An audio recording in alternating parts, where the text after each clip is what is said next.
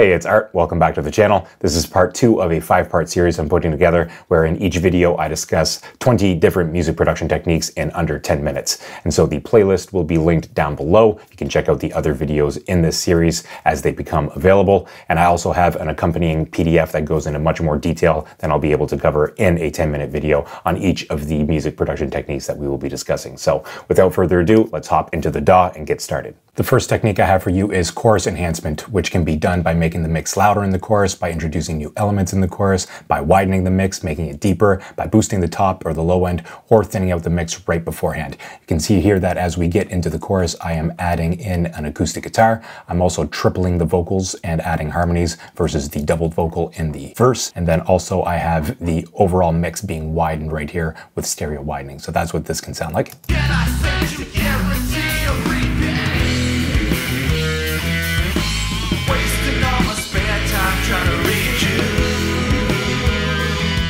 Parallel compression, as the name would suggest, is when we send multiple channels to an effects return or a parallel channel and then heavily compress that channel before mixing it back in. This helps to thicken up our sounds and offers a sort of upward style compression where we are bringing up the lower levels of the signal relative to the peak levels. Without it on drums in this instance, it sounds like this. And with. Dynamic delay and reverb is when we set up an effects return, process it with delay or reverb, and then set up a sidechain compression being controlled by the dry signal that is feeding that same effects return. So in this example, I have a lead vocal being sent to bus 17. Bus 17 is being processed by the stereo delay, and then I am processing it with this compressor, which has the sidechain set to that lead vocal. So what this allows us to do is to duck the effect to make the lead vocal more present, and then have that delay swell up between the vocal lines. It sounds like this. See you while I'm walking around. I hope I don't see you. It helps with washout while still getting the sound of that delay between the vocal lines. Split harmony is when we take a polyphonic instrument and instead of playing chords like this, we split up each note on different tracks, process them a little bit differently, even if it's only with panning, and have something like this. Distortion and saturation can help increase the perceived presence of different tracks by effectively creating new harmonic content, particularly in the mid-range. This can be especially useful for bass tracks. For example, I have an 808 style bass here. We can have a listen without any saturation and clipping. And as I turn them on, it's all of a sudden more present in the mix. Reverse reverb, as the name would suggest, is when we take a printed reverb signal and reverse it. We can then chop it up and mix it in with the dry signal. In this case, I have 2 pianos being sent to a reverb, which I reversed, chopped up, and have it fade into the following chords in the progression. It sounds like this.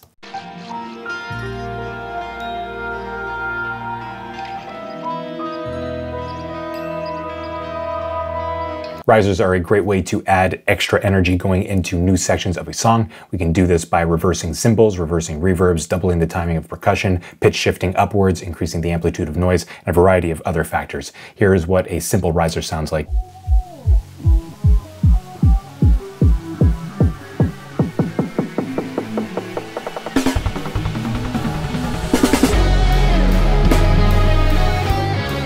Low-level noise can help add character and grit to a mix, especially when we're dealing with mixes that have a lot of virtual instruments and are overly clean. For example, I have a low-level noise in the background, not only from my plugins that are in analog mode here from Waves, but also in this track right here. If we have a listen with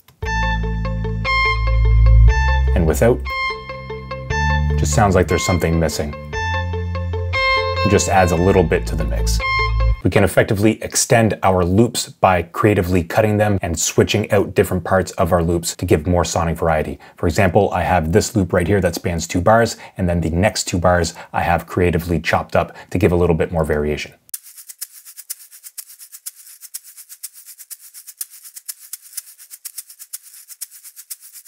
Octaver effects are a great way to get more tone out of our instruments, whether we are pitching up, pitching down, mixing the dry signal, or not mixing the dry signal. Personally, I always have my Digitech whammy pedal plugged in and ready to go for my guitar, and I also like using plugins in the mix. And so this is what the guitars in this mix sound like without pitch shifting, and with the Octaver effect. Crushing the drum room mics with compression is a great way to bring out the more holistic character of the drum kit. Here is what the drums sound like without the rooms crushed, and with. Inserting a modulation effect before a reverb in a reverb effects return can help us give more movement and sonic variation to that reverb. In this case, I've gone a little bit overboard. I have a phaser running into this space designer right here. This is what this sounds like. Without the phaser, and with. Changing up reverbs for different sections of the song is a great way to add a bit of extra sonic interest by slightly shifting the spatial information of one or more tracks. In this case, I have this weird guitar being sent to two different reverbs. In the chorus right here, I switched from sending it to this reverb to sending it to this reverb right here. So I will give a few bars with one and then the other.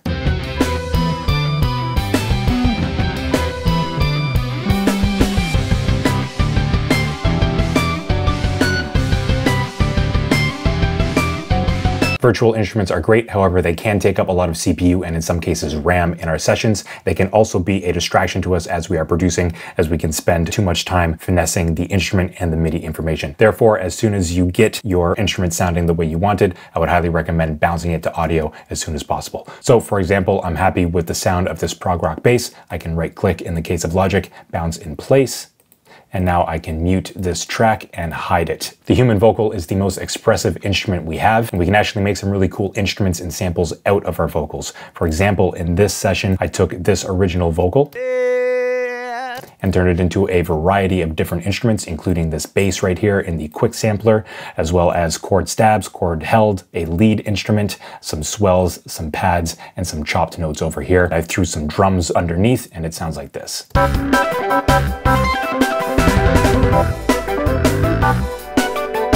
Without the drums, all based on the vocal.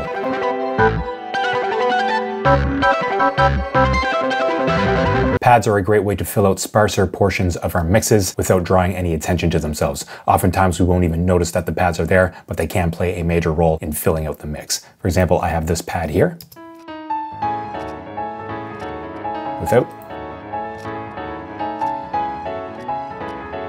Just helps fill it out a little bit, and then I have these swells in the chorus section. That just help move things along without drawing any attention to themselves. Call and response is a common technique where we will have two lead lines. The first lead line will play a call, and then the second lead line will play a response. And we can do this overtly between two lead elements, or we can do it more subtly, like in this case, we have the guitars playing first, doing the call, and then the piano will do an arpeggio as the response.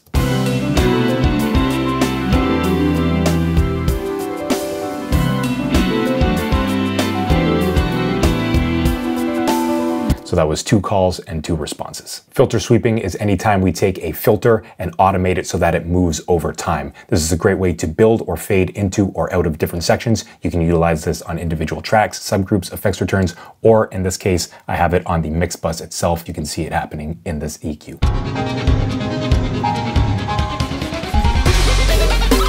So we lose a little bit of energy and then we bring it back into the drop in this case. Noise gating is a great way to remove the noise and bleed that detracts from a mix. You can do this manually. As you can see here, I've done manual gating on these toms. These actually span the entirety of the drum track. However, I cut out everything that wasn't a tom hit, but you can also utilize, of course, a noise gate to do the same thing.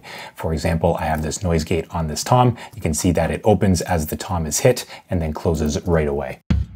Periodically monitoring our mix and production sessions in mono is a great way to ensure proper mono compatibility, and it also helps with the overall mix. I like doing this by inserting a gain plugin on the mix bus and then toggling this mono switch on and off.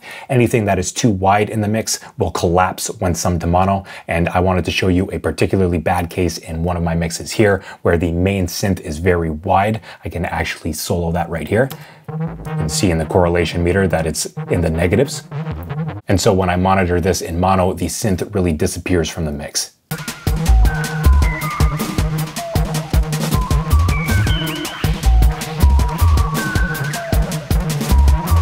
And so that's something that I have to deal with in this particular mix, and I wanted to show you that as the last production technique in this video.